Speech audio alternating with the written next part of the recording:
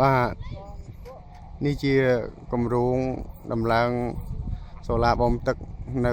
ស្រុកត្រពាំងប្រាសាទគឺនៅជាប់នឹងរបងវត្តត្រពាំងប្រាសាទតែម្ដង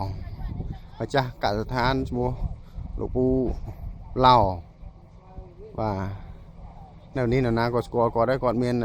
ដីចំនួន40ហិកតាគាត់ដាំដំណាំដូចជាស្វាយខ្នុរចន្ទីញៀវបន្លែបង្ការផ្សេងៗដែលគាត់អាចផ្គត់ផ្គង់នៅក្នុងតំបន់ត្រពាំងប្រាសាទនេះទាំងមូលបាទយើងបំពាក់រួចហើយកំពុងតែដំណើរការធ្វើតេស្ត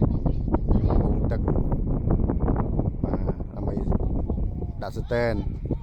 នេះជើងស្តែនដែលគាត់កំពុងបដោះបាទគាត់ដាក់ស្តែនទឹកចំនួន10គីប 10000 លីត្រហ្នឹងនេះជាយូរដែលយើងសាកល្បងធ្វើតេស្តមើល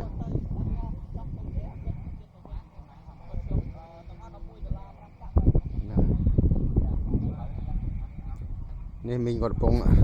សូចទឹកបាទនេះអត់សូវមានថ្ងៃសុំថតមីងមួយណ៎ចេញឯកសារខុសតាងនេះប្រពន្ធលោកតាឡៅសួរចូលស្រួលថាគាត់នៅកំមុំ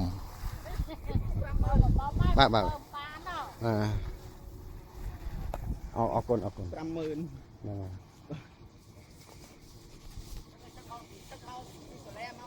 បាទនេះលោកពូឡៅបាទនេះម្ចាស់ទឹកម្ចាស់ដីនៅនេះហើយដែលមកកសាងហ្នឹងហើយបើស្ដាប់ប្រវត្តិគាត់ទៅទីអារាម